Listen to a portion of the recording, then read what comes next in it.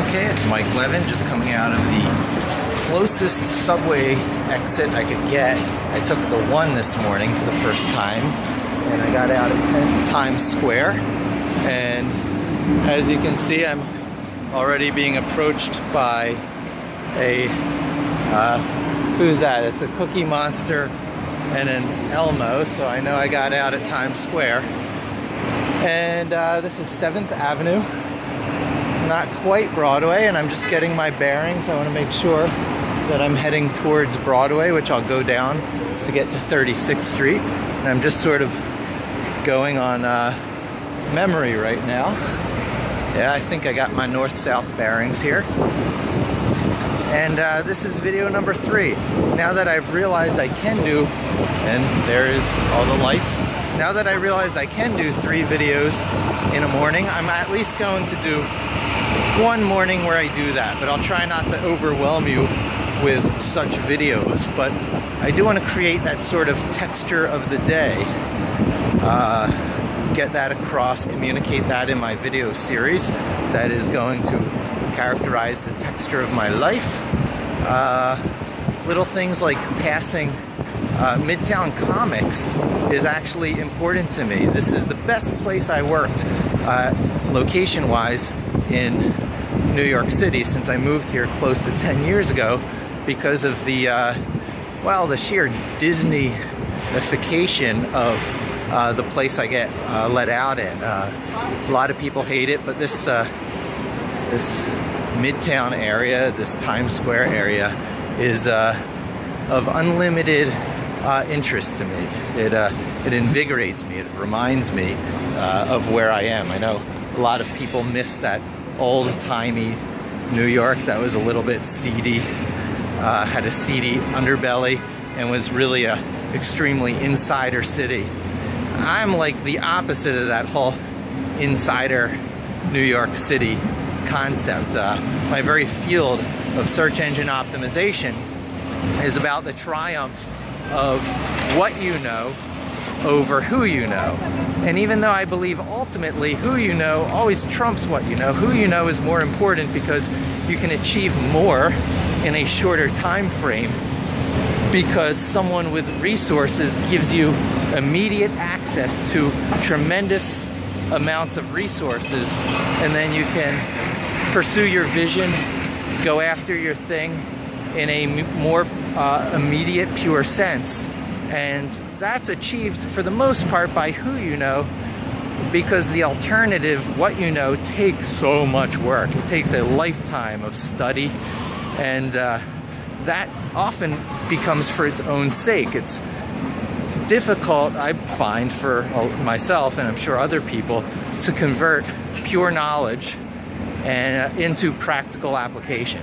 These are the reasons why things like Linux, Python, Vim, and Git, the short stack that I've adopted for my development and code execution platform, appeal to me so much because I can turn my research into practical application in very rapid, successive iterations and achieve a sort of mastery that I find very difficult, challenging on other platforms that I've adopted, where everything I learn gets thrown out or becomes obsolete with product upgrade cycles, the demands for new licensing fees, restrictions on how many platforms you can install the development stuff on, and restrictions on how many times you can instantiate player or execution platforms.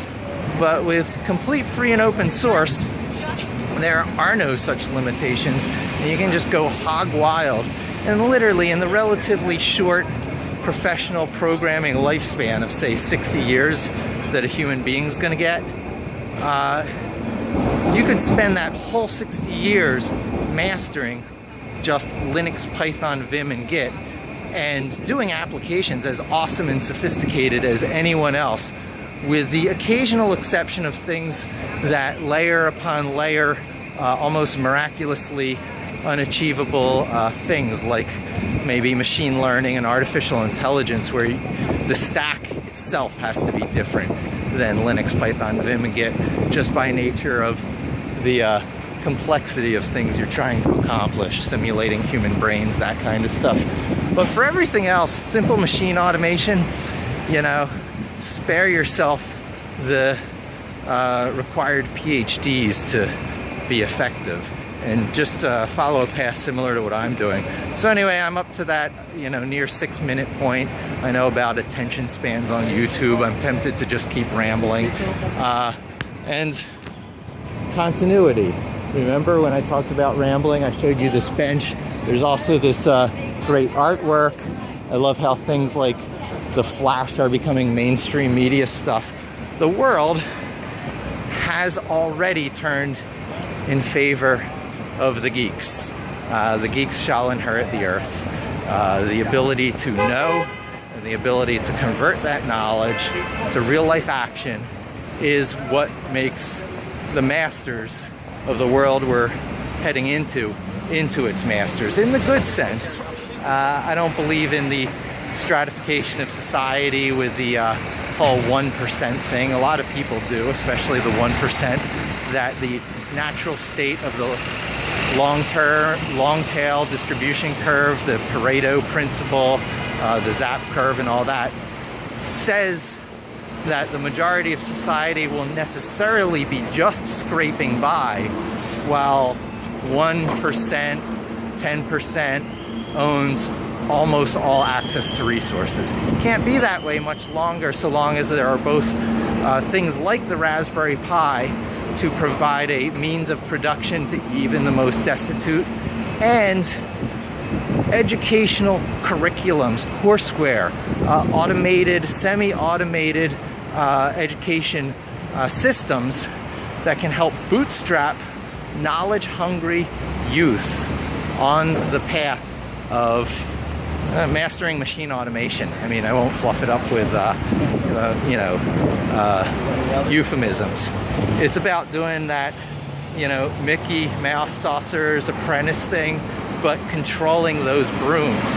And that's always a side task. Even though I'm going to work here at Flying Point Digital, there's always going to be this side task of hammering away in progressively better steps towards a curriculum I can use for my daughter, who's currently 4 years old, and hopefully the rest of the world, and have some vague approximation of what was described in Neil Stephenson's Diamond Age book. And so that's kind of what I'm about. Thanks for joining me. Hope to talk to you soon, and don't forget to subscribe.